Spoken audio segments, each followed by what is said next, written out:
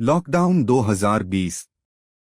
नमस्ते दोस्तों, please subscribe जरूर करें। आपका सब्सक्राइब हमें प्रेरणा देता है। अगर आपके पास की कोई स्टोरी है तो हमें मेल करें। आप हमें इस मेल आईडी storiesbpl@gmail.com पर मेल करें। हम आपकी स्टोरी जरूर चैनल पर डालेंगे।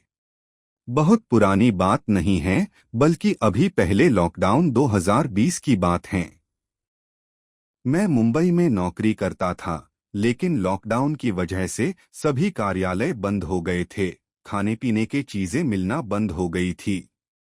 इसके अलावा आने जाने के सभी साधन बंद हो गए थे।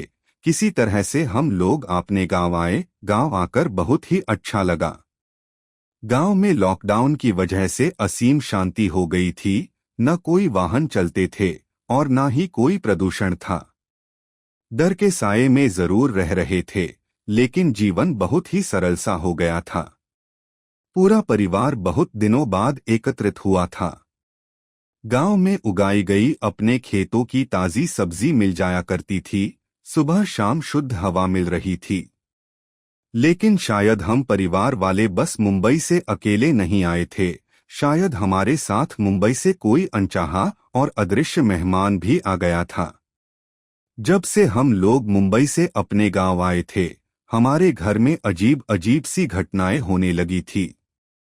एक रात मेरी अचानक नींद टूटी तो मैंने देखा कि कोई औरत रसोई घर से आंगन में जा रही हैं, फिर आंगन में कुछ ठहरकर वापस रसोई में जा रही हैं।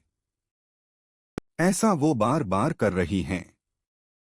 मुझे लगा घर का कोई सदस्य होगा, संभव हो भाभी हो। ऐसा सोचकर मैं सो गया। अगली सुबह घर वाले जब उठे तो पता चला कि घर की सारी चीजें अस्तव्यस्त हैं, लेकिन घर से कुछ भी चोरी नहीं हुआ था। इसके बाद सुबह से ही हमारा पालतू कुत्ता घर की तरफ मुंह करके भौंकाता ही रहा और शाम होते होते वह मर गया। हम सभी लोग ताजुब और आश्चर्य में थे कि आखिर यह क्या हो रहा है। शाम होते ही अचानक से सभी गाय और बछड़े रंभाने आवाज निकालना लगे और शाम को जब दूधलगाने वाला आया तो उसने बताया कि एक भी गाय ने आज दूध नहीं दिया है। हमारे घर में 11 गाय उस समय दूध दिया करती थी, लेकिन आज शाम को एक भी गाय ने दूध नहीं दिया। इधर जब अंधेरा होने लगा तो घर की लाइट जलाई गई, तो घर की कोई भी बल्ब सही तरीके से नहीं जल रहे थे। बार बार बुझ के फिर से जल जाते। किसी तरह से हम लोगों ने सब्र किया कि फिर कुछ ऐसा हुआ कि हमारे होश उड़ गए। रात को पूरे घर में इतने चिड्डे आ गए कि खाना बनाना मुश्किल हो गया। सब्जी में इतने चिड्डे पड़ गए थे, कोई गिनती ही नहीं। घर के सभी लोगों ने रोटी और प्याज खाकर गुजारा किया। अब हमारे घर के बुजुर्ग हमारे दादाजी ने अपनी शंका जाहिर की कि निश्चित रूप से कुछ न कुछ तो गड़बड़ है। उन्होंने कहा कि मुझे तो लग रहा है कि कोई न कोई बुरी आत्मा है जो किसी के साथ घर तक आ गई है। दादा की इस बात को सुनते ही सबको विश्वास होने लगा थी कि निश्चित रूप से यही बात है। दादाजी ने कहा कि कल सुबह होते हैं, दद्दन भूत बाबा को बुलाकर लाएंगे। वो ही अब बता पाएंगे कि आखिर घर में यह सब क्या हो रहा है। तभी मुझे कल रात की बात याद आ गई जब मैंने अपने नींद भरी आंखों से किसी औरत को आंगन और रसोई में बार बार आते जाते देखा था। मैं तुरंत उस घटना के बारे में सबके सामने बता दिया तो घर की सभी औरतों ने माना कर दिया और कहा कि वो तो रात 10 बजे के बाद रसोई गई ही नहीं थी।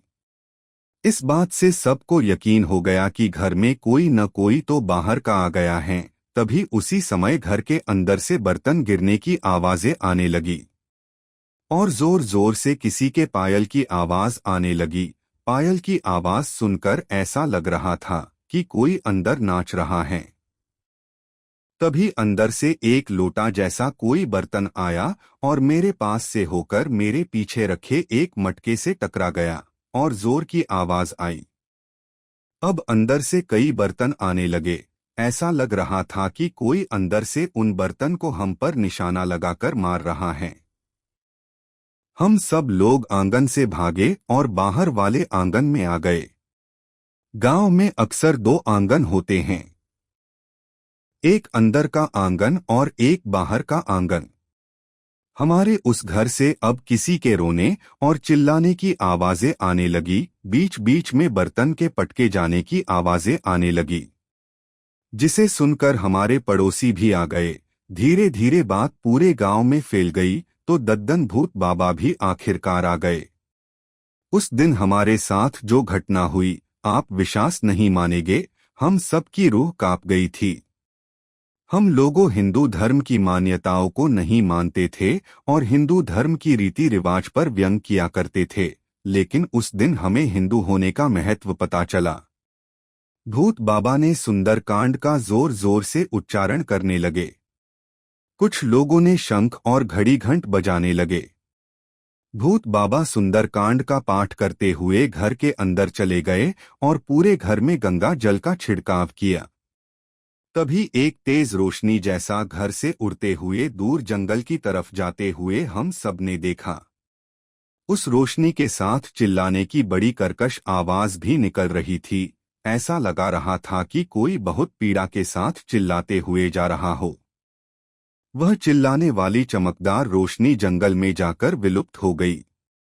भूत बाबा ने हमसे कहा कि वह कोई चुड़ैल थी, अब वह जा चुकी है। कल सुबह बाबा वापस आएंगे और घर का बंधन बांधेंगे। हमने अगले दिन से पुनः हिंदू धर्म के अनुसार घर में पूजा पाठ करना शुरू कर दिया। हनुमान जी की स्थापना की गई। अब घर का हर सदस्य हनुमान जी को दिया जलाता है और हनुमान चालीसा का पाठ करता है और शनिवार को सुंदरकांड का पाठ किया जाता है।